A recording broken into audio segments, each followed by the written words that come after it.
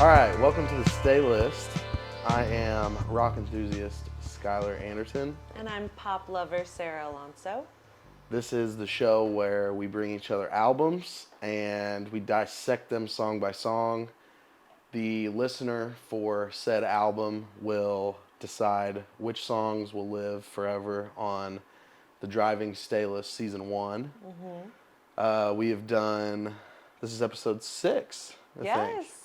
The Staylist playlist. Now, we haven't added the tracks from Guts yet because we do that a week, like once this, just to give you a little inside baseball. The day that the next episode releases, that Monday, is when then we add the tracks from last week's episode. Yep. So without the Guts tracks, we're at an hour and 25 minutes on the Staylist, which is great. That's like driving to Bloomington from here. Yeah, it's good. I think good time.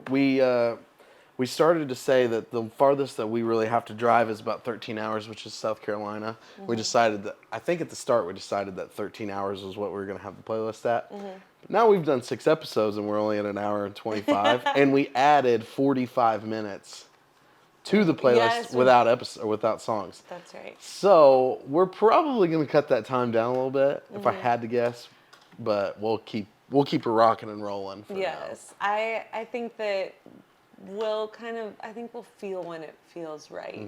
You know, when we kind of start thinking of albums that we're like, that might be better for a different playlist, and we have a good repertoire of those. Definitely. Yeah. All right. So for episode 6, we are doing Live on Red Barn 1 and 2 by Tyler Childers, the great and infamous Tyler Childers. I've been very excited to bring you a Tyler Childers album. And it took a lot in me to pick a live one because I felt like I wanted to show you his studio albums first. Yeah. But in my opinion, I think that this album really shows his strengths, especially being live. Having the Food Stamps, which is his band, Tyler Childers and the Food Stamps. But he's just he uses Tyler Childers as a standalone name. Yeah. But Tyler Childers and the Food Stamps, they did this live album at Red Barn. And he's recorded an album at Red Barn before, which was, I want to say it was the Bottles and Bibles album. Okay. Now, Bottles and Bibles is on this CD. Yes. So a lot of these songs are mixes from different albums, and he's kind of curated them to all feel like that they sound like they're on this, like they should be on the same album. Yes. So it's a mixture of, let's see, Purgatory, which is, I think, his first album. And then, I have to look up the second one. I can't remember. Producer notes. Yeah, I can't remember exactly what his second album would be. I can't remember the name of it. Oh, Country Squire. Okay. So, well, I don't know if Country Squire. I don't think any of the songs on Live on Red Barn are from Country Squire because the order goes Purgatory's 2017, and then the Live on Red Barn album is 2018, and then Country Squire's 2019. Okay. For a while, he was pumping out music like crazy. Yeah, holy smokes. So the Bottles and Bibles album was 2011. Whoa. So he took for studio releases at least, he took a 6-year hiatus. Wow. And that was 2011 was, I would say 2011, 2012 was about the first time I really heard about him. One of my friends and his wife, I think girlfriend at the time, were going to see him in Evansville, Indiana. And I never really heard of him much. And I'd heard his name in passing by, but I didn't really get into him then. Yeah. I was like, oh, he's pretty cool. Sounds pretty cool. And then I would say there were some other releases, though, I thought. And it wasn't studios. Maybe I just saw videos of him doing stuff. And it was the R Vinyl sessions, which I think I've shown you some of this. That was 2017. Okay. There was a couple of those videos floating around, and that's really when I was like, oh, yeah, this man.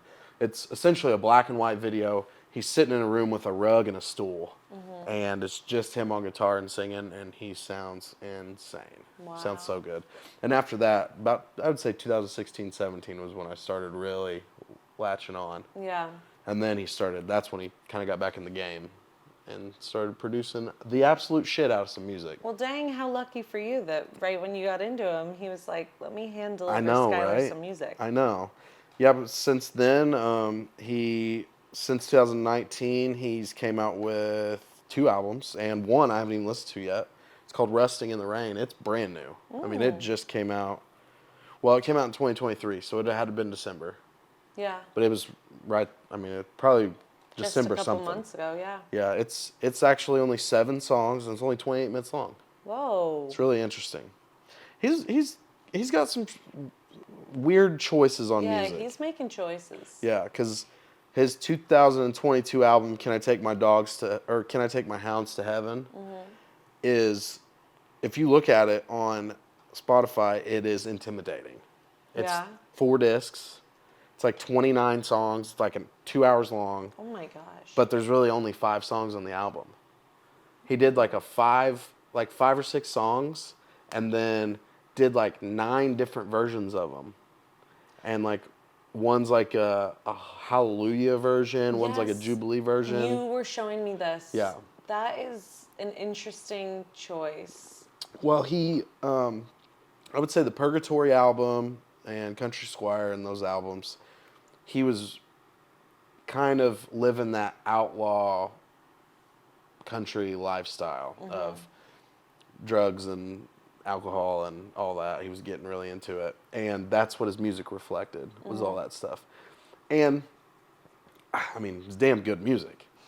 And then I think he had to come to Jesus moment, and he quit all the hard alcohol, hard drugs, all the stuff, and then started making more religious type, what do you call those, like a gospel?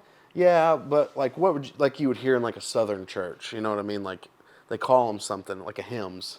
Yeah, hymns. He's kind of making more like hymn styled music for this Can I Take My Hounds to Heaven album, at least, which had mixed reviews. Yeah. It was not a lot of people liked it. A lot of people were like, maybe you should start doing cocaine again. Gosh, the critics are nice. Yeah, but I like the concept of 4 different albums, the same, what'd you say, 6 or 9 songs? 6? It's maybe 5. Like the same collection of songs, but doing them in a different way. I do feel a little bit like 7. 7. Yeah. I do feel a little bit like the purpose of an album is you release it in the way that those songs are like at their best. You've produced them exactly the way they should be, because it's not just about the words and the melody, it's also about the production. And I feel like those other alternate versions, like oh my gosh, with Stone Temple Pilots, Plush, like listening to that acoustically is absolutely gorgeous. Yeah. But do you get that effect if it doesn't come as like a special edition On that album. on a later album after you've already been well acquainted to the original Plush? Now, I heard them subsequently very close together because I just listened to them for the first time a few weeks ago. Well, and that's how most people did too, though, because they heard Core, which was their first album. Plush was just a regular recording on there. Did great, but then Thank You came out. Maybe next. I think that was their next album.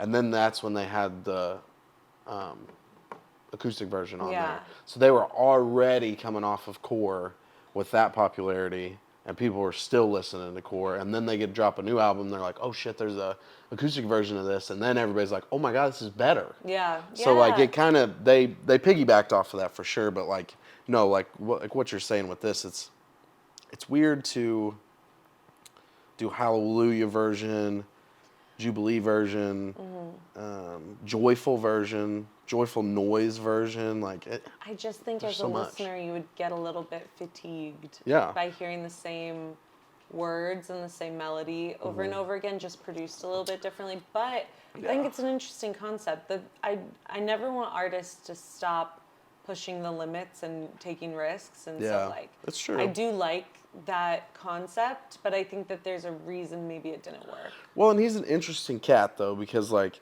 Country Squire comes out, and that was one of his biggest albums. I mean, Purgatory was probably his biggest. Country Squire comes out and he took off. That's when he starts doing world tours and all this stuff. And he's really in the limelight. And then he comes out with Long Violent History is the name of this album. And it's 2020, right during COVID. And for like the first 6 months of COVID when nobody could tour, nobody could do anything, he learned how to play the fiddle. That's what he did with his 6 months time. Oh, dang. So then he records Long Violent History, and it's 1, 2, 3, 4, 5, 6. It's 9 songs, 32 minutes long, no words. And it's just him playing the fiddle. It's essentially what Andre 3000 did with the flute. Here's what I have to say. Andre 3000, though. He can do that. Okay, I look at Andre 3000 and I think, if you said, what instrument does Andre 3000 play? The piccolo. Like my head, I would go through a few different instruments. Yeah. And then if you told me flute, I'd be like, you know what? He's a talented man. Yeah. Who am I to not think of flute first? He also resembles Mr. Tumnus from the, what is that movie? Oh my gosh, Narnia. Chronicles of Narnia. So then I imagine him doing this. I'm like, yeah. Yes. Fits. He's got that little beard and everything. But I don't buy that Tyler Childers just learned how to play the fiddle. No, he did. I believe your story. Yeah. But because of the way that this man sounds. Oh, I know, right? Like, I don't Like he believe grew that up with this a fiddle. just happened 4 years ago. I believe that he's played the fiddle his whole life. So Yeah. I feel like with Andre 3000, I hear that fact about him and I'm like, wow, he really went for something different. Yeah. And then with Tyler Childers, I'm like, you've been practicing this for 20 years. That man came out of the womb with a fiddle. Yeah, you invented the fiddle. I agree. Stop lying. He does have that, I know how to play the fiddle sound. Absolutely. And I don't know if obviously you've only had, a week to listen to this album, but I don't know if you've seen any pictures or videos of him or anything like that. He's got this iconic stare, and it's scary, to be honest. And I've seen him live, and he does it. He zones out. His eyes get bugged. I mean, this big. And he zones out on one thing. He's not looking at the crowd or anything, and he just belts. And now he's got shorter. He's a orange hair. Now it's shorter and kind of like a pompadour comb over. But it used to be long, like way longer than my hair. Huge ponytail and just a long orange beard, and would just stare into the distance and play. Whoa. And he just it was like something was taking him over as he's playing. It was insane. We watched his Sun King video. No, didn't we? that was Sturgill Simpson. Oh, okay, all right. Yeah, Never mind. we're gonna get to Sturgill Simpson. Yeah, we don't too. have to deep dive into that because that just made me think of Sturgill Simpson was actually the guy that produced him. No way. Yeah. That Bottles and Bibles album, Yeah. which was recorded here at Red Barn Radio. Yeah. Sturgill Simpson produced them. So essentially, I don't know the story behind that, but I think Sturgill Simpson kind of foundered him, which is All right, so pretty maybe crazy. where I was going has some merit, but yeah. because just for a blurb, we don't have to get too far into this, but there was an evening where we were watching a lot of YouTube videos and we were going down the rabbit hole of people that believe that famous singers have made a deal with the devil for that kind of talent. Yeah. And then we watched Sturgill Simpson, and I mean, he just has this old, unique sound, and it's so beautiful. I think you're talking about the real raspy old voice that was from the 18-year-old. Yes. That's not Sturgill Simpson. Now that is. This was at Sun King though, wasn't it? No, that's Coulter Wall. Yes. You're okay. thinking of Coulter Wall. Oh my gosh. And I agree. He does have an insane voice. Yeah, and he's 18, and when he starts singing, his face totally changes. And so of course we're theorizing, and I would say Tyler Childers sold his soul to something. I don't know if it's the devil just Well, now because he's done all this I have gospel a lot music. to say of about how he sounds and all of that, and I would not be surprised if he's the next one we're looking at. Yeah. Staring off into the distance. It's and crazy, singing and for 2 hours. and it's a known thing. I think I'm pretty sure people online call it the Childers stare. Oh. Yeah. Well, anyways, we kind of broke down the inside of it, you know. So, do you want to start on the first one? Yes. All right, First, so- should I do my overview of what I thought of the album. Yeah, let's do that. What did you think of this album? I loved this album. Oh, emphasize love. I loved this album. I'm so happy that you brought this to me because I'm gonna be really dramatic. But Oh, please. But I can't think of a different way to phrase this. It's gonna make me feel so good. I've thought about this while I've been listening to it this week, and I've been trying to keep my cool. But like, this is probably the most beautiful album I've ever heard. In your life? Like, I will say, obviously, it's him collecting from his other albums, so it's not like it all tells a story. Sure. But It kind of does, though.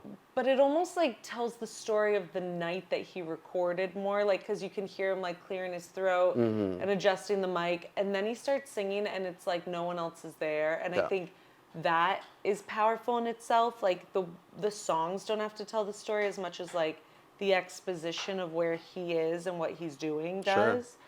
Sure. But all of the songs are beautiful. His voice is unbelievable.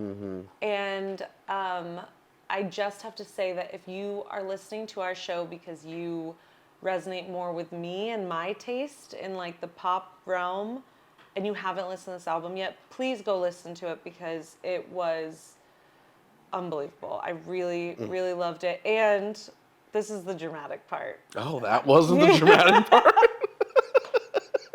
All right. This is where we get into the drama.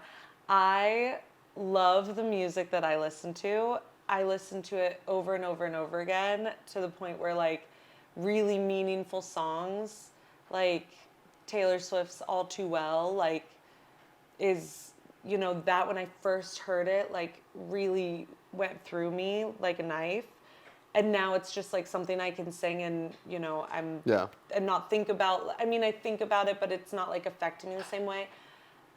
I forgot what it felt like to be so emotionally affected by music. Whoa. What? I told you it was going to be really dramatic.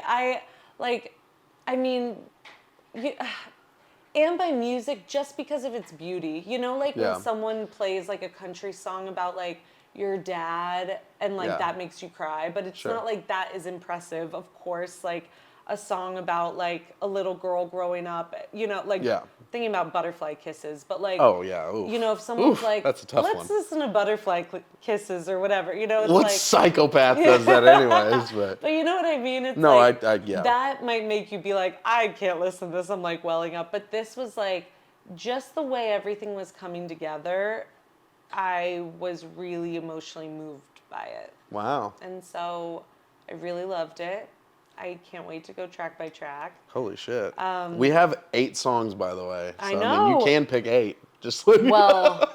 I have thoughts on... Actually, you know what? The way I kind of have it broken up is interesting. Okay. But, well, let's get into it. Let's get into it. Do you want to just start from the start and go down, or do you have kind of an idea of what you want to do? Let's start from the start. Okay. Because I feel like what's interesting about this is usually we start at the top and we're like, this is a great way to open an album, but because this is more like a set, I think I'll just talk about all of them more individually and less about how they all come together. Well, remember the people need to hear some too, though. Oh, I mean, they'll be listening to them. Yes, don't worry. Good deal. But Shake the Frost is the first track. Correct. I love this song. This is the one that really makes me emotional. Really? And I think like, I don't know, I have to be like a little bit cheesy because go ahead, please. This week we listened to the album a little bit when we were driving like away from your apartment for the last time. We had like a truck full of, or like your trunk full of your things, and we had like cleaned it all out and we were listening to this song in particular, and like I think just like driving back to like our shared home, like maybe that's why it makes me like, you know, a little more wistful, but the song itself is beautiful. His voice and like the way that he's using it is so powerful. It's an instrument in its own. Oh big my time. I mean, gosh. I would honestly like him, Chris Stapleton, and like then start going down the line of like some grunge guys that I really like. But I mean, his voice is immaculate. There's nothing like it. And Nothing like it. he sings for 8 songs straight live. Now, straight, I don't know, but like It's straight. These 8 songs are all live. You can hear the cut of the claps at the end of the song. The same claps are starting from the next song. Yeah. They just cut them so then that way they could have actual releases of these. That's true. So like Shake the Frost was essentially on an EP in 2011, but it was like a shitty recording. It was like really like, I mean, it was like in a garage. Yeah. This is the first actual official release of this song Really? on this album. And there's a couple of them on the live album. Yeah. And that's the only recording. So they don't have an official studio recorded But version. they don't need one. No. That is what is amazing about this is like sometimes you hear an artist be like, I wrote something, let me show it to you on like a snippet on Instagram, and then like you listen to that over and over and you're like, the quality is so bad because you're doing this live in front of your phone. Like, please release this so I can listen to it like not on a potato. And then this is like, obviously this is well produced, but he is live and he never needs to re-record it. Oh, and he won't. In my opinion. And that's what that album was for. Yeah. If I know that this is right or not, but I'm pretty sure that they were wanting him to record an album, and this is the album that coming back from. Wow. And he essentially said, "I just want to do a live one," and they were like, "That's it. That's pushy." You know what I mean? That's because I think out of the 8 songs, I think maybe 3 have never had like an actual studio recording. Interesting. Okay. So like, there's which we'll go through them, but anyways, so yeah. I love this song. I think he is a gorgeous storyteller, and I think it's interesting, like, one evening to watch him sing 8 songs versus months in the studio, you know, doing like... Well, and there's a studio audience. Yes, well, yes, Yeah. but like what I mean is... In the video, I'll show you the videos after this, there's like 25 people there. Well, what I mean is like, if you go into a studio as an artist and you're recording an album, you're going every day for like 3 months because you're recording, they're producing it, you're coming back, they're saying, actually, could you say this like this? You know, they're like directing you after, you know, it's a lot of editing and reworking. Yeah. And so to just be like, yeah, I'll record an album, it'll be one evening of my time, Yeah. you know, and that's get it all he needs. set up and... Yeah, that's all he needs. He doesn't need Well, to... and think about it. You're killing and so Red Barn is like in Kentucky, oh, okay. where he's from. I'm pretty sure. Let me double check that. But speaking of that, it's in Lexington. So it's not that close to, I think he's from like a little north Kentucky, north southern-ish area. It's a radio station. Yeah. So they probably, when he recorded that, they probably played the whole thing live on their radio show too. Oh, that's cool. Then you got probably select tickets, so he got paid to do it. He got paid to record his album, which most of the time you're paying to record an album. You know what I mean? So it's smart. Wow. I'm a sucker for a live album. Yeah. Oh, man. I mean, this was amazing. Yeah. Okay, all this to say, I need everyone to listen to Shake the Frost. Yes, please. All right, so here comes Shake the Frost by Tyler Childers. Welcome back. That was Shake the Frost by Tyler Childers. So, did we describe it as well as we thought we did? Yeah, I hope I didn't overhype it. No, I don't think there's it's no possible. overhyping. It is such a phenomenal song. It's so good. And I'm really glad that you took to this album like you have, because this is a staple to me, big time. It's a beautiful album.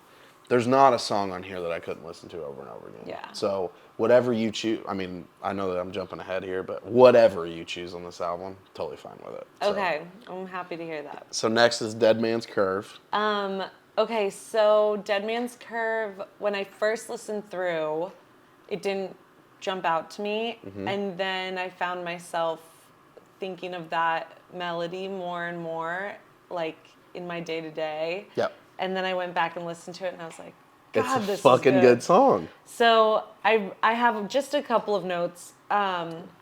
He says, "How can we make it to higher ground if you don't get up and leave?" Yeah. And I love that because it's cool. It's like that quote. I forget who said it. I'm sorry. I'm not a quote smith, but No, quote me.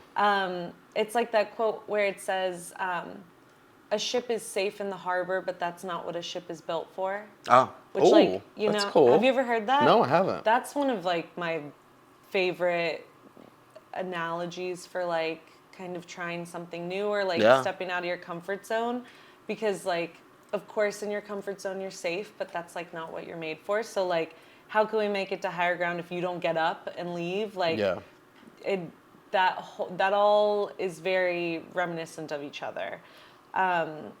So I have a couple of things in this that are gonna not really tie together necessarily, but it's just gonna kind of show my Broadway girly stripes. This song in particular sounds like it could have been off of the Hadestown soundtrack. Oh, okay.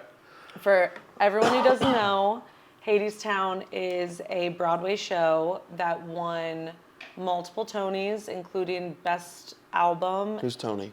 I'm kidding. I know what Tony is. I actually don't know who Tony I don't is, either. but I know that there's a statue. I don't think a lot of people know Tony is. But the Tonys are the awards for live theater, and Hadestown won Best New Musical the year it premiered.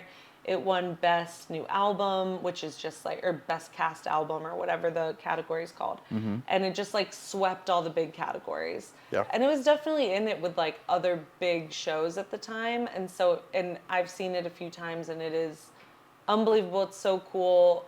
Synopsis is, it's about Hades and Persephone in Greek mythology, along with Eurydice and Orpheus, and like kind of their love stories. And Orpheus is the one that, like, if he turns around to see if Eurydice is following him, then she has to go to the underworld. That is like some overview. But the whole soundtrack, or all the music is done like this folksy, jazzy, like New Orleans kind of style, right? Like this New Orleans You've shown style me some jazz, of the music. and like, but it's also like it can be folksy. There's a lot of like stomping and like playing their guitar. Like, it is very cool. And this made me think of that soundtrack, which was like, I think that's where maybe we could collide. That's why I think you'd like Hadestown so much. Yeah, I mean, I've seen you do the whole thing.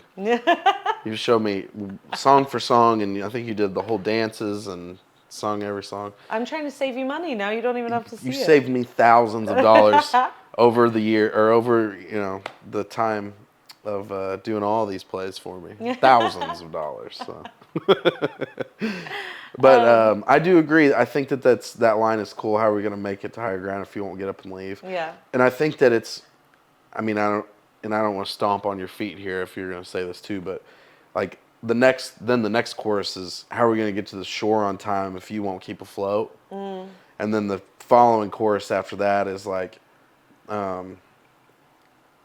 it's hard to keep floating on founder dreams. You're taking in water at crazy speed. And he like uses all of them. If you notice, all the endings of all the choruses, the very last chorus, he uses all of those references and they all flow together. Really? Yeah, so he's like, he says like, there's a lot of those like questions. He's like, but where are you going to be when the pills run out? Where are you going to go when the dam breaks loose and the white line fever gets a hold of you? How are we going to make it to higher ground if you won't get up and leave?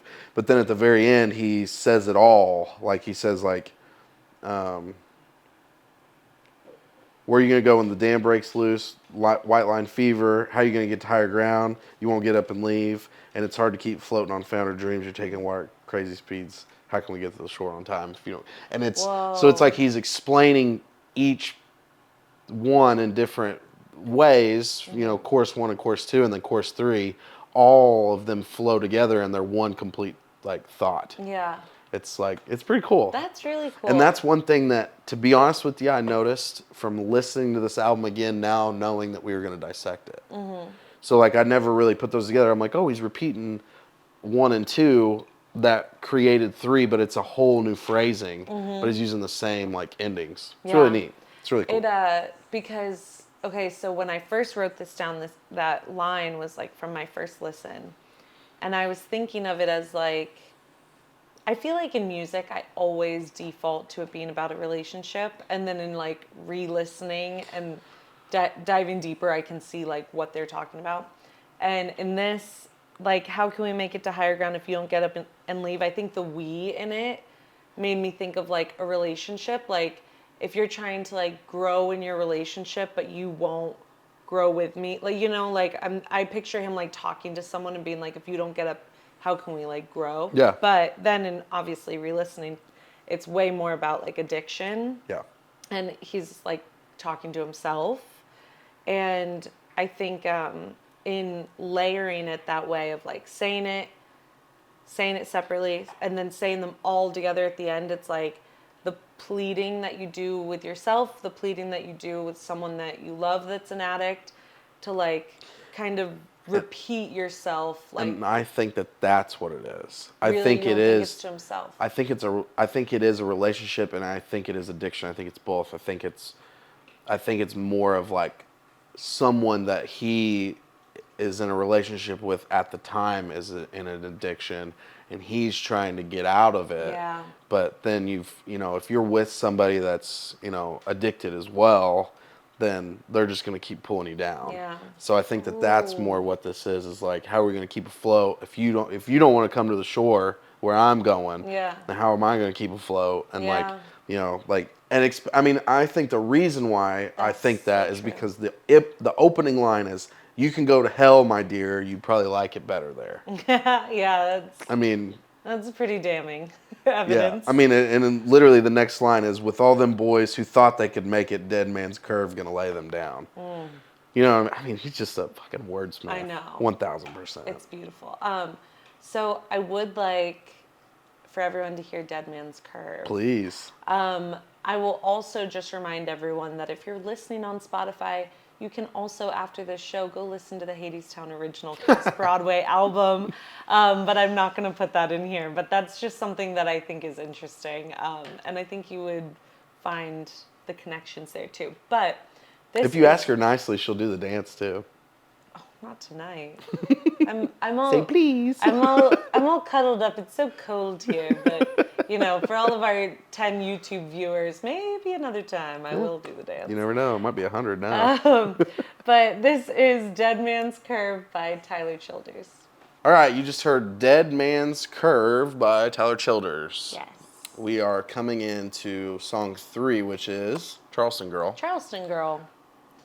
I'm going to keep my opinions. Oh. Yeah, go ahead. Fine, keep your secrets. I only have one note on this song, and it says, "This man wants me to dance." Okay, that's a good note. That's a good note. I really like this song. Thank I God. feel like I had to listen to it for a little bit before we came back in because I had to remember which one it was. Just like the melody of it, because that was the only note that I had George on just it. found a sock. George. Hey, no. But ultimately, I really like this song. It's great. I don't know what else to say about it. It just is so good. I'll tell you. Smooth like butter. It is smooth like butter. I'll tell you right now, you can play that song anywhere in Southern Illinois, and that man wants me to dance. Yeah, That song gets the people going. Yeah. I mean, everybody that I know knows every word to that motherfucker. Yeah. That's what I'm saying. It's like, we were in the car, I think, when I took this note, and it was playing. I hadn't listened to it a ton, but maybe it was my second listen, and I'm just like, oh, I know. It's a banger. And I mean, it is good. It's so catchy. Yes, and it's not like a stomper like like some of the other ones, which I like those too. Yeah. But this is just like an easy listening, good song. And it's not. This man wants to make me dance. It's funny too, because if you read the lyrics, it's not happy. No. It's the farthest thing from happy, Yeah. actually. I mean, it's essentially talking about a bad influence. Yeah. Is what it is, really. But my God, is it not just a phenomenal song? It's fantastic. There's really nothing more that I have to say about it either, besides it is a phenomenal song. I would like everyone to listen to Charleston Girl. Of course, and then we'll come back and get back to it. Yeah, so here's Charleston Girl by Tyler Childers. Welcome back. That was Charleston Girl by Tyler Childers. Yeah. And next up we have White House Road. Wait, first, wasn't that song amazing, everyone? I hope that you all had a great time. All I know when I'm sober. Next up we have White House Road. Yep. Okay, so the note that I had for Charleston Girl was, this man wants to make me dance. The note I have for White House Road is, this man is going to make me dance. And this one's a lot more of like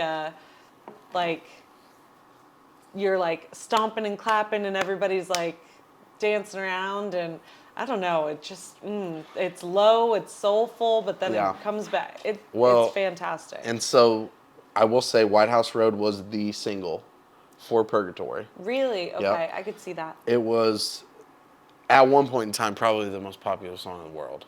It was huge. I mean, it was absolutely insane. I heard it everywhere that I went. Really? From 2017 to 2018, it burned me out. Yeah. Because of how much you heard it. Yeah. And it was used in so many different videos and all kinds of stuff. And the studio version is way different. And if you think that the acoustic version like that wants to make you dance, wait till you hear the actual studio version. Really? It's a full band. They really pump it up. It's a lot faster. Yeah. It's definitely a dancing song. I could see it as like, because it's a drinking song. Oh, for sure. Right? Because it says like, I've been drinking the moonshine. Well, and it's like a damn good feeling to run these roads. Yeah. So it's essentially like booze cruising, I think, which is drinking alcoholic beverages when you're in a vehicle in the country. Thank you for explaining that, because I did not know that. You didn't know that? No. Really? You can't really do that in Carmel, Indiana. Well, no, and you're not allowed to do it anywhere, honestly, but out in the country when you're on a four-wheeler or on something like that where you're not really on a road, I think it's a little different. Should we cut this out? No, it's not. I mean, that's a thing. People in the country do that. It's not that it's illegal. You're not on actual roads. You're not on like government property, stuff like that. Then that's what, yeah. Yeah. I mean, you're not. Nobody should operate a motor vehicle drinking alcohol by any means. We do not condone that. We don't condone that by any means. But it's, it's a thing. No, especially in the country. I mean, the hell, he's singing a song, like, the way that he's, like, talking about it is probably a one-horse town. Yeah. You know what I mean? Like, he's not, what are we doing? Hey, get out of George there. has decided that he wants probably the one ball that rolled under that bookshelf. Come on, out.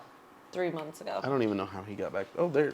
He's Bubba. like a little, like, what's those things that can fit through holes? Like A mouse? Well, a mouse, or I was thinking like something real little and slimy, like Slime? a leech or Yeah. something. I don't know. But anyways, so that was the single from Purgatory. We'll have to listen to that off camera. I think you'll really like that. But So my other note is, I don't know who all has seen or it's right there, George. He got it. Okay, my other note for this song is, if you have seen the Hunger Games prequel movie that came out a few months ago. yeah, we went and saw that, which was really good. We saw that together. It was really good. Yeah. And Lucy, oh, good boy. Lucy Gray Baird is one of the main characters, and she is a singer, and she's played by Rachel Ziegler in the movie. She's a singer. She is like kind of a folksy traveling singer, before I guess the districts were built. I don't really know. But there are scenes of her singing in almost like a tavern or like a country bar. Mm-hmm. Like an underground speakeasy almost. Yeah, and it sounds like this music. Like, and maybe that's like a silly comparison to make, but No, I think... I don't think it is. I think it's pretty similar. And that music is really good in that movie. Yeah. So it's like, No, it is really good. when I heard this, I was picturing, and this is just like a testament to his kind of world building in his songs, but I was picturing that bar and them all like stomping and clapping and drinking moonshine. Yeah. So I really like this one, and I'd like the people to listen to it. Okay. All right, so here comes White House Road by Tyler Childers. All right, welcome back. That was White House Road by Tyler Childers. So next up is Rock, Salt, and Nails. So this is where the album takes a bit of a dip for me. Sorry, George is playing with a squeaky toy. I'm sure you can hear him. But the album takes a little bit of a dip for me. Now, I said that this was the most beautiful album I had ever heard. So it taking a dip does not mean that I disliked any of the songs that are coming. It's just that we had a lot of like kind of higher energy songs. Speaking of higher energy. Yeah, my gosh. He is doing laps around the house right now. George was a big fan of the first 4 tracks on this album. But then it does just kind of slow things down. Like Rock, Salt, and Nails, he talks about like loading up a shotgun, and I feel like that is maybe a little too violent for me. I think that's why I don't like gravitate toward this song much. But I still thought his voice is so beautiful. It's just fantastic. And it's a testament to his imagery that he paints. You know, it's like, it's an interesting story. And it's a cover.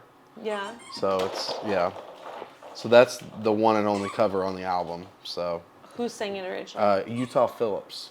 He's Okay. like a bluegrassy, like I don't know if he's from West Virginia, but it's that kind of sound. Yeah. That West Virginia kind could of see like that, bluegrass for sure. sound. Yeah.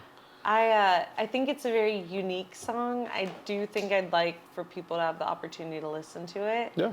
And then we can come back in for the next one. Perfect. Sounds good. Well, All right. here is Rock, Salt, and Nails by Tyler Childers. All right, welcome back. That was Rock, Salt, and Nails by Tyler Childers, which was a cover that we learned, or that I learned tonight. It's been all over the place, too. I actually looked it up a little bit, and Waylon Jennings has covered it, and we listened to a little thing of Utah Phillips talking about it, and he played it once, and then never played it again. Yeah.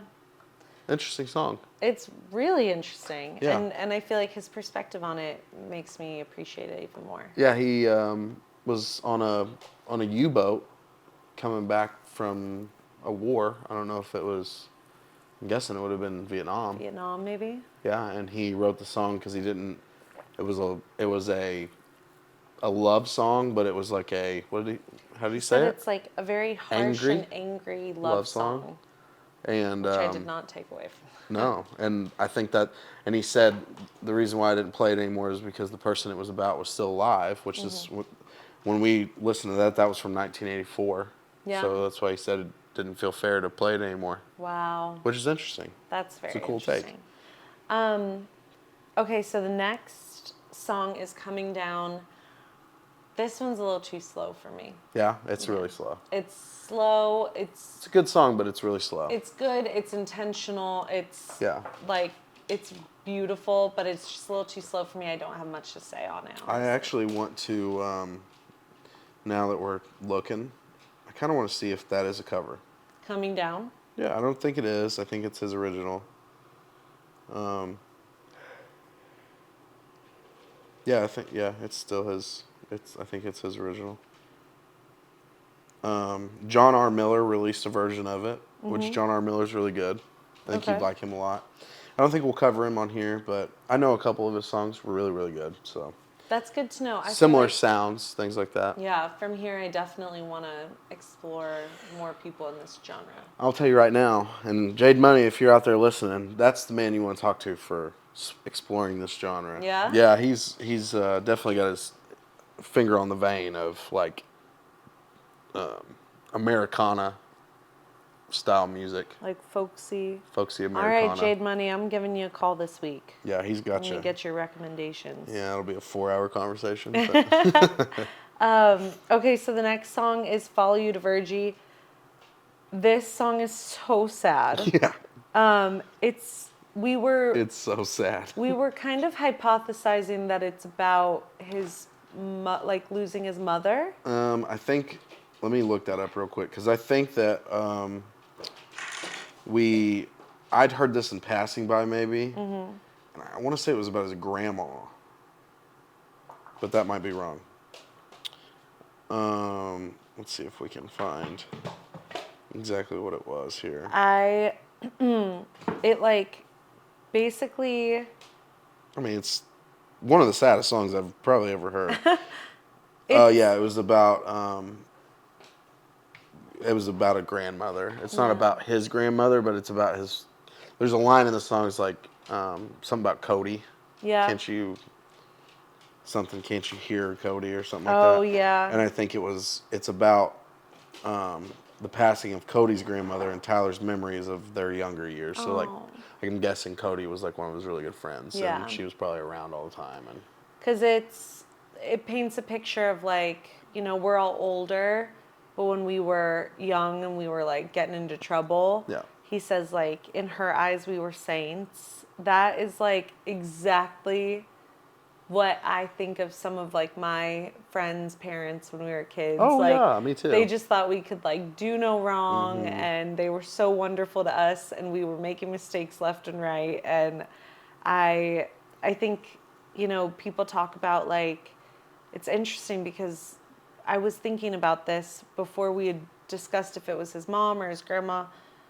Like, people talk about the grief that comes with losing your own parents, but there's a whole other grief that's not discussed about losing like a friend's parent. Yeah. That was close to you, because it's like you have to be there to support your friend wholeheartedly because they are the ones that lost their parent, but like there's also like grief that comes along with that for you. And yeah, it's tough, especially at that age. I mean, that's like your building block ages. Yeah. And I mean, all of us were at 12, 13 to 15 were probably with other people's parents just as much as we were with our own. Totally. If not more. Sleepovers Oh, and yeah. summer days where you're not home until like dinner. Yeah. And yeah, totally. Well, and so like the description that I have here, it says, the lyrics touch upon the passing of Cody's grandmother and Tyler's memories of their younger days, emphasizing the strong bond between them. The song portrays the rural town of Virgie, which is in eastern Kentucky, Okay. as the setting for a funeral and then the reunion of childhood friends. Yeah. So, and he's essentially, follow you to Virgie. He's like, I don't remember word for word, but he's essentially saying, like, calling all the boys home. Yeah. Because heaven's angels carried her away. Like, And it's they're rough. Yeah, It's a rough song. They're It's going tough. home to like pay their respects. Yeah. And I wrote down, somehow perfectly captures the grief of losing a parent that parented your whole friend group. That's well, and it's so good. so this song this is the only recording of it. Really? And he'll do it live sometimes. When I got the chance to see him, he did play it. Oh, It was lucky. beautiful. Brag. Yeah, big brag. I actually got tickets from Jade Money. We just talked about earlier. Celebrating Jade today. I want to say, let me think how this worked. I think his sister bought tickets for him for his birthday, and his birthday is 5 or 6 days after mine. Yes. And the concert was like June 9th, and my birthday's the 19th, and his is like the 26th or 22nd, one of the two. I can't remember. I think it's 26th. Jade Money, let us know when your birthday is. Yeah, I don't give a shit. No, but so Jade, like 2 weeks prior, texted me. Was like, "Hey, my sisters aren't gonna be able to come to the concert. I've got 2 tickets. Do you and my other friend Raphael want to go?" I'm like, "Hell yeah!" And it turned out that When was this? This year or 23. Was this in St. Louis? Yes. We had just started dating. It It was in June. Pretty yeah. damn close. I know you just said it was in June. Yeah. No, like we had just gone on our first date that June 5th. No, not on our first date, but Well, yeah, we had a title. No, we did not. Yeah, we did in June. No. We didn't. Not the beginning of June. This is a whole. No one needs to hear this, but People care. it was. The people care. It was the day after we went to the Burnside Inn. We had been on like 2 dates. It was summer solstice was June 21st. Oh shit, you're right. You went to St. Louis, and my friend Taylor. Hi, Taylor. Taylor listens. Yep. Taylor came to visit for Zubilation and Katie's baby shower. That was the same weekend. That's right. Because I remember you weren't around. That's right. And yeah. Yeah, because you Well. wanted me to meet. I remember you said something about wanting me to meet her. That I Yeah. wasn't going to be in town. That's right. I'll be damned. Look at you now, And here we are. coming to claim my name. And both Taylor and Jade will be up there with us. They're going to be holding hands. I actually want They to don't stick, know that yet. I actually want to stick Taylor and Jade together. I feel like their energies match. I could see that. I Yeah. think they'll get along well. They'll get along. I want like a house on Pina, fire. which Pina is Raphael is my best man. I want Pina to have both of your sisters on each arm. He probably will. Is Well, my but we thoughts. each have 7 people, Yeah, but so he doesn't need to walk them both. down. yeah, I'll make somebody walk by themselves. I think it'd just be funny to see Pina Yeah, we can take some pictures. taking of both. Like I that. mean, both of your sisters are your bridesmaid or your maids My of honor, right? matrons of honor, yeah. What is it? So, this is some wedding behind the scenes, but if you are a single woman, you're a maid of honor. Like Mm-hmm. single meaning unmarried. If you're married, which both my sisters are, then you're a matron of honor. Oh, I didn't know that. Yeah, so they're my Interesting. matrons of honor. So does that change with them in the male perspective? Nope. You're just the best man regardless. Yeah, your identity isn't tied to your marital status like ours is. Bullshit. I want a cooler name. Okay, but this song is super sad. How the hell did this happen? I don't know, but this song is super sad. Oh my gosh, wait, I'm sorry. I interrupted you. You were talking about the show that you went to see, Tyler Childers. Oh, I was just saying And he that he played played Follow this. You to Fergie. Which, but anyways, for that show, a lot of people prior shows were like, he just played, because his new album just came out. Mm-hmm. And I had a couple friends that actually went to Red Rocks in wow. Colorado. Yeah. Joe and Justin Case. Mm-hmm. They rented a drivable RV, Whoa. and there was like 12 of them. And they drove from Illinois to Denver, Colorado. Oh my gosh. And it was like they made like a trip out of it. Yeah. You know what I mean? And then they went to watch Tyler Childers at Red Rock, and it was the day before his new album came out, which was the soulful gospel kind of music. Oh, is he chewing on that ball? Yeah. George. Oh, he's Let me peeling just the get it. skin off of it. Yeah, oh my God, God. he is a heathen tonight. If you're watching this video, this is a freaking massacre. Here's the disgusting. sock that he's trying to find. He's Yeah. like, hey, what the hell? Let me get Yeah. that thing back. But anyway, so they drove down to Colorado.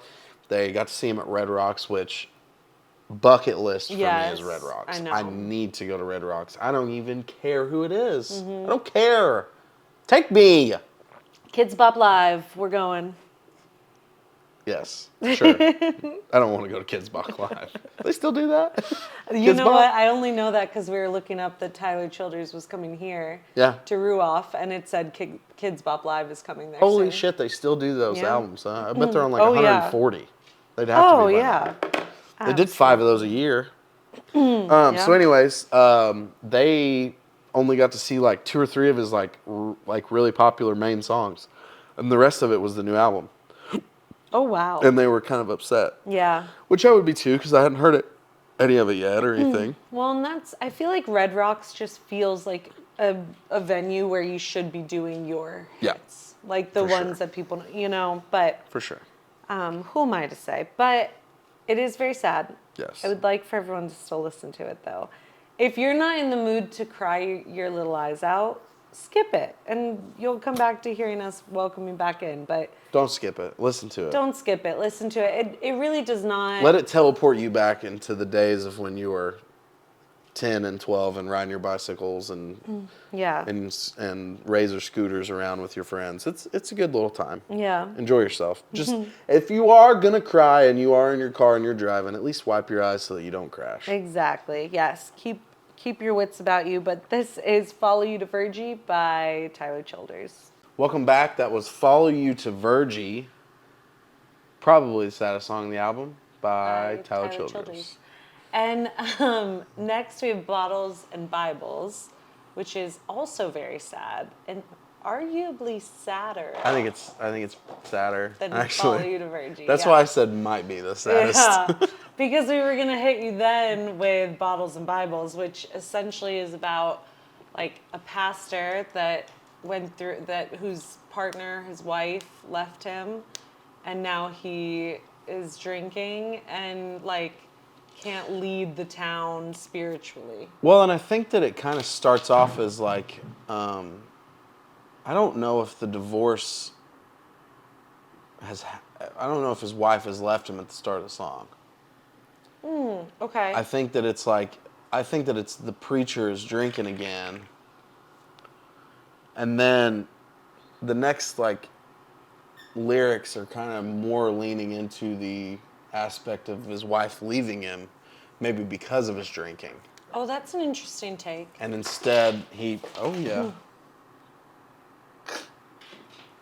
don't know if you can even see him, but he just slid his ball completely underneath.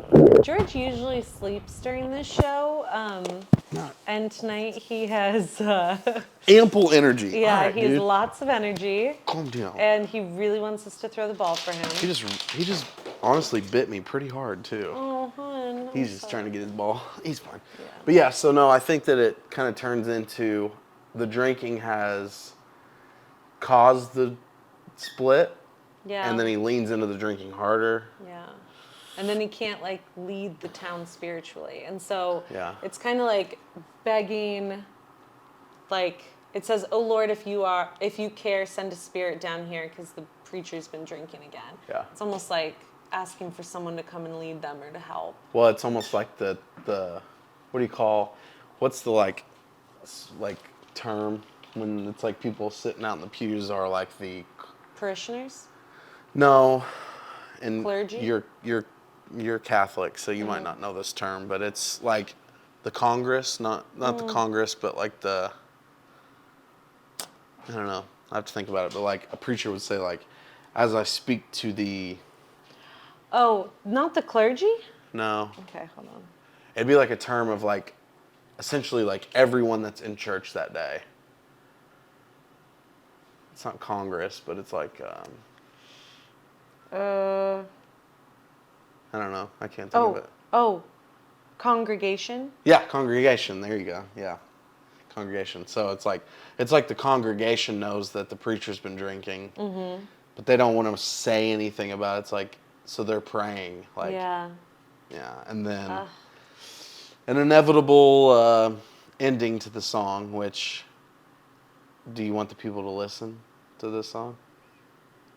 Yeah, I mean, they're already... Oh, they're invested. They're already riding that wave. Now I feel bad the only one we didn't listen to then is Coming Down. We did listen to every song on this album, didn't we, almost? Yeah. That's a first. I know. I am totally fine with letting Bottles and Bibles be one that they listen to. Yeah? Yeah. Okay, well, here is Bottles and Bibles by Tyler Childers. All right, welcome back. That was Bottles and Bibles, arguably the saddest song. That was the saddest song on the album by I think everyone else can agree. Tyler Childers. So we've reached the end of the album. Yeah.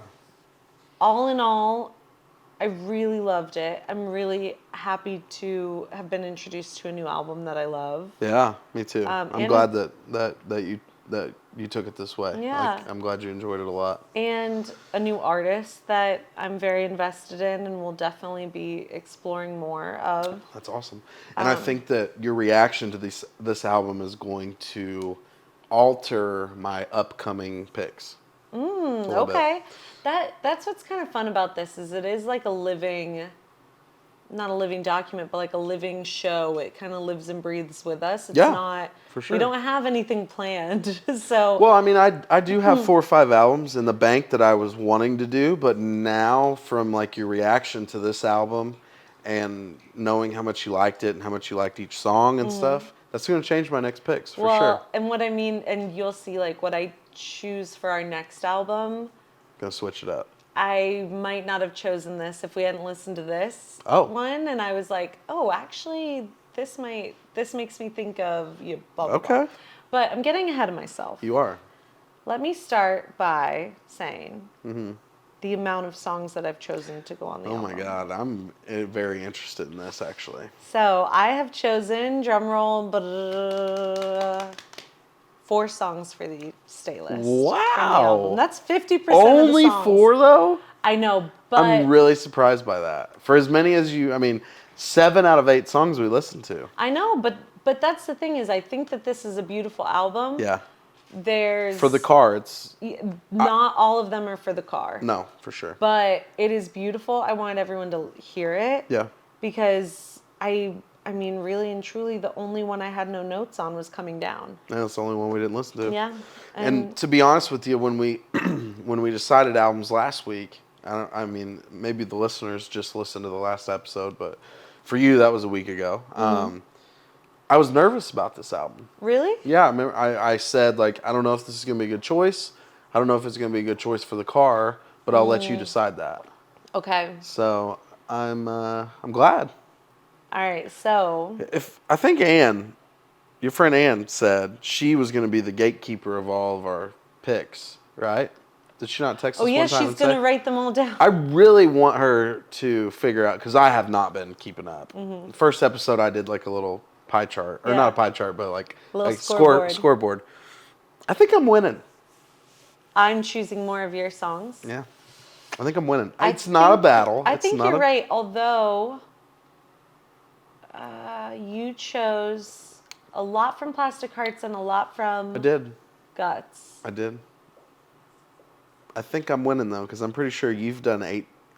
You picked 4 songs from Core. Did I? Yeah. Oh, yeah, I did. You picked 4 songs from Core. You picked 4 songs from this one. And I think I picked 2 maybe from Days of the New. Days of the New. 2 or 3. So, yeah, you're at 10. And I'm probably at like 9.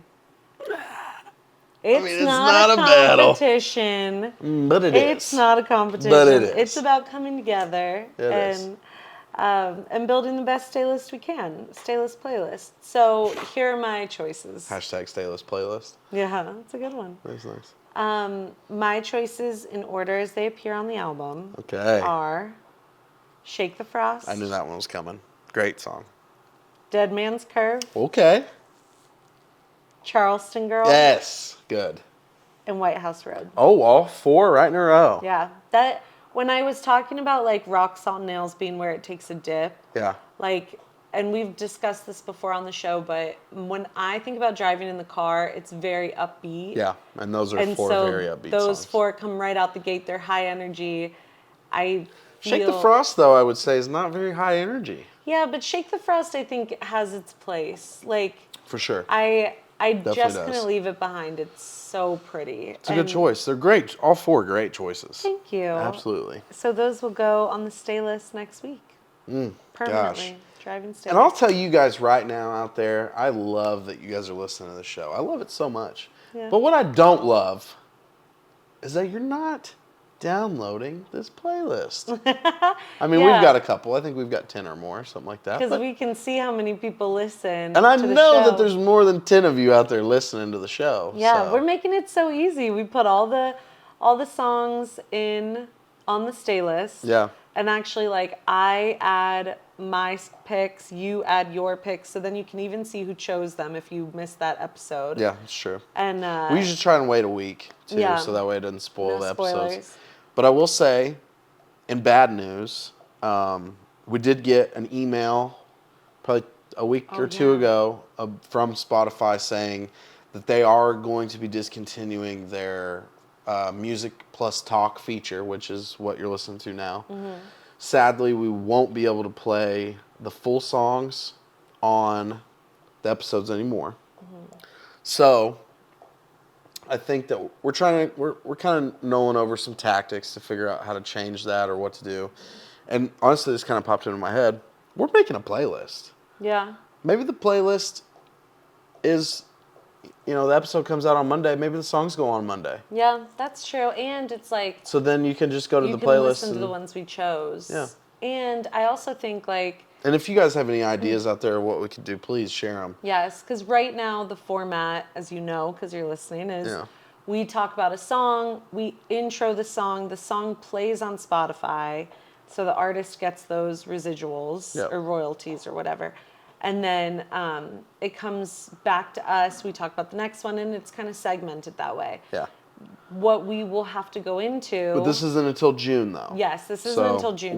we still have we have time 4 to months. brainstorm. But come June, we will no longer be able to play those songs, intro and outro. It'll just be probably 45 minutes to an hour of us discussing the album, discussing our notes, Yeah. not having those breaks of you guys listening to them. Yeah. But we encourage you to do your homework. I say that with little quotations, because that's what we have to do. You know, we listen to the album, we take our notes, we come and listen.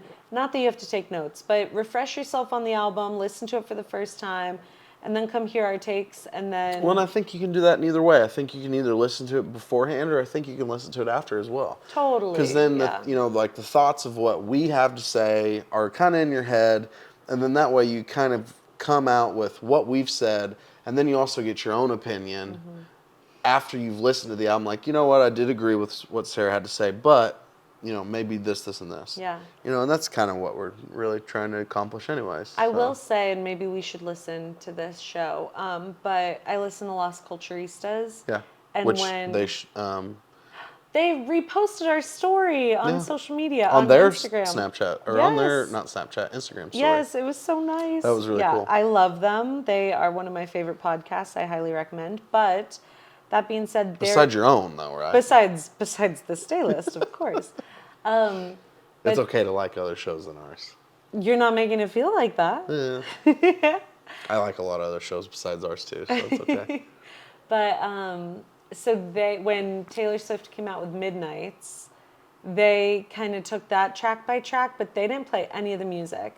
But because I had listened to the album already, Yeah. I knew what they were talking about. So I feel like we'll just do a better job of letting you guys know on socials what the album of the week is going to be before it drops, so you have time to consume it. I mean, this is all happening in June. We can I think have we're these I think we're kind of conversations brainstorming on or live here too, and I do like that idea that we kind of showcase the album for the next week more than currently. Right now, we kind of show off more clips of the week prior. Yeah. And so maybe we just showcase once Monday hits, then Tuesday on social medias is whatever the next album is. Yeah. I think that's totally possible. It gives people 6 days to listen to a 50-minute album. I mean, most people have an hour to listen to music. Totally. So, yeah. So, that being said, those are my picks. Those will go on the stay list. Yeah. And Great picks. Very happy about that. Yeah. Yeah. Hey, good picks. Sorry, George. absolutely screaming in our listeners' ears. I got excited. But I'm so glad. But I am going to announce the album that I've chosen. Oh my. Oh yeah. For us. I don't even know this yet. So the album that I've chosen for us to listen to and talk about next week is Casey Musgrave's 2021 album, Star-Crossed. Have you heard that before? No, I haven't heard. I don't know if I've ever heard any songs off of that. I know Casey Musgraves. Yeah. I've heard her before, obviously. I bet you know more from her album Golden Hour, but Star-Crossed is a little darker, which is cool. Cool. And I really like her. She's Yeah. got a cool voice. I'm excited for you to hear it. Okay. What made me think of it is I love Casey Musgraves. Star-Crossed. I'll send One it to you word. on Spotify. Okay. Yeah. Cool. I've seen her live. I love her. Flex. Bragging. It was at Madison Square Garden, and it was the first time. So in her show, she had this big heart installation, and she would sing the first song, and then it would light up in flames. Whoa! And it was the first time on the tour that the whole heart engulfed in flames, because the whole time it wasn't supposed to? No, the whole time they had technical difficulties. And then in New Oh, York, it it worked. like ignited for the first time. That's like cool. in total. So I like to think it's Where were you because I sitting? was there. Like in the, yeah, it was for you. I was for on sure. the floor at Madison Square Garden. It was amazing. Shout out to my cousin Danny who got me the tickets. Oh, yeah. He worked on her tour doing ticketing he does ticketing and VIP experience and all of that. And so he got Taylor and me tickets, and we got Yeah, to that's hang a out with him on the floor. It was big awesome. flex. I'm not trying to flex, but I am Flex flexing it a little out, bit. girl. Show them muscles. But yes, we're gonna listen to that. And but what I was saying is, she's like kind of the only country artist I would say that I really consume on my own, and like without someone else recommending or being like, oh, add this to a playlist or whatever. Yeah. And so in listening to Tyler Childers, I was like, wow, this is like, why don't I listen to more songs like this or more music like this? And I was like, you know what? I feel like Casey Musgraves is my only knowledge of that genre widely. And so I'm excited for you to listen to it because she's kind of like a country pop crossover. Yeah, I would say that. Yeah, totally.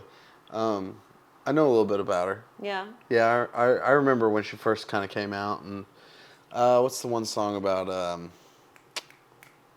Oh shit, High Horse? how's that go? Oh my gosh. No, there's one about a town. We might have to discuss this on next week's episode. Yeah, we probably will, because I'll look into that. It was one of her earlier songs, though. It's kind of when she was more country-ish, Yeah. I guess. I don't know if she's changed sounds and stuff, but no, I'm excited to hear that. I'm excited to hear that album. I said High Horse and then I could not tell you how that. I'm really bad at like free recall of songs of just being like. Well, in this instance, it's not like I'm digesting Casey Musgraves all the time, but True. I know that there's probably 2 or 3 songs that I probably do have on my phone of hers. Yeah. Pretty good. That Well, I really I'm excited like. for you to listen to this album. Yeah. All right, before we wrap it up, what have you been consuming this week outside of our album of the week? Well, so last week, Salonzo over here told you that she was consuming Traders, the show Traders. Mm-hmm. And I kind of rolled my eyes to it. I didn't really think anything of it. I was like, oh, yeah, cool. Sounds good, And actually last night, she was like, hey, request, calling in the request here. We're going to watch this show Traders, but it's like the UK version. Or no, the Australian version. And I was like, all right, cool. It's fucking great. It's so good. Okay, so it's a hard concept to describe, but like she said last week, Mafia, the game Mafia, it's essentially like 24 people and they're turning on each other the whole time. And it's not like, I'm not a big like reality TV show person. Mm-hmm. I actually despise it. I think it's so dumb. I think it's the reason why a lot of people are the way they are. Mm-hmm. But anyways, this is more game showy. Yes. And they do challenges to win more money, to be able to split at the end. And if you haven't watched it, it's on Peacock. Mm-hmm. And which Peacock I feel like is an obscure, like, one. Yeah. Not a lot of people have Peacock, I wouldn't think. Yeah. I mean, they might. But if you got Peacock to watch the Super Bowl. Was it on Super Bowl? I think. I thought that was... Maybe that was Paramount. That was Paramount. That was Paramount. But we watched the Chiefs game on Peacock. On Peacock, yes. But anyways, there's like a UK version, there's an American version, and an Australian version on Peacock. We're watching the Australian version right now. Mm-hmm. It's good. It's really good. We're actually, we just got some pizza delivered. We're going to... Go finish season 1. We're going to turn into garbage pail kids, eat pizza, and finish the season. We've got... I think it's like 12 episodes. I think we got like 2 more left, maybe. Yeah. Something like that. I will say, good show. Like, it's a great show. My sisters and I watched the US version together, and now Sky and I are watching the Australian version. It's so fun to watch with other people because then you're kind of talking about what your strategy would be. And, yeah. I mean, it's very fun to watch in general, but I think it's been fun for us to like think about how we would try and deceive everyone. Yeah. I mean, we did a couple productive things today. Last night we were disgusting little children that just laid on the couches And separate just from watched, each other. Yeah. We literally watched from. That's what Friday night is for, It though. is. It is for that. for And a so reset. Saturday night. Yeah. There's 9 inches of snow on the ground. I'm not going anywhere. Yeah, give us a break. But, okay, so Traders Australia is yours. Yeah. Yay, I'm so glad, Is that honey. yours too then? It was going to be, but let me think We of can some... both have the same. We just described Yeah, it we good. live together and spend a lot of time together. Yeah. Trying to think if there's any, I mean... You haven't been reading your book or anything lately? I've been listening to it. Oh, yeah, I forgot you're listening to it now. You know what? I will plug Audible because I was reading Iron Flame. I was never, I mean, we're in the middle of kind of starting to plan our wedding. And In the so middle. we're at the beginning, but like, that's kind of We're when you deep do- into it. I don't We're know. deep in, but there's a lot of like research that goes Yeah. on, and that's not a perfect environment. Oh my gosh, Taylor's calling me. I'll call her back after this. Yeah, call her back. But that's not a great environment for like sitting down and reading a book for hours and hours and hours when you know you have research to be doing. I mean, I can watch Traders, I guess, with you for 9 hours, but I can't We didn't watch read for my 9. book. Duh, It was but, about 7. but I have found that listening to it is great because I can listen to it while I get ready Yeah. for work. I can listen to it while I drive to work, That's drive how I home, do a lot get of my ready for bed. books. And it's been great. I mean, it's theatrical, the voice actress is great, and I'm like flying through it, and I do have the physical copy, so like... You can read along. Exactly. That's and what I like, did with The Hobbit. It Yeah. was really nice. Yeah. Well, and like if I stop Audible at chapter 8 and it's time to go to bed, then I'll read chapter 9 in bed in my physical book. So Yeah. plugging Audible. Audible's great. I used to not, like I was not a non-believer kind of. I never used it. And now I totally get the hype and I love audiobooks. Yeah, I love them. The Lord of the Rings audiobooks are probably the coolest thing I've ever had because it's I bet they're great. Andy Serkin or however you pronounce his name, but he's the voice actor and the actual actor for Gollum. Oh, cool. And so he does all the books Oh from my gosh. from The That's Hobbit beautiful. all the way up through Return of the King. And Dang, maybe that's going to be next on my list. they're on Audible. I've got them all. I So know. they're amazing. So you can all find us on social media at The Staylist Show. Yep. You can email us at thestaylисtshow@gmail.com. The best way to support us is to share our show, tell your friends, Yeah. rate us 5 stars, follow us on social media, and just support us. Keep listening. Let us know what you'd like to hear from us. Yeah. We have been having so much fun doing this, and we can't do it without you guys. Yeah, I mean, I guess we can, but we could, but it's it's- funner to have the comments and seeing the support. texts. The text and seeing the support on social medias and stuff really kind of give us like the willpower to be like, yeah, let's Yeah. record tonight. Yes, exactly. No. Yeah, It's fun. we It's a pushed good off time. our lounge around rot in the couch time tonight so For that you. we could record for you because we love you. That's right. Okay, so that's our show this week. Yeah. I'm Sarah. I'm Skylar. We'll see you next week. Thanks.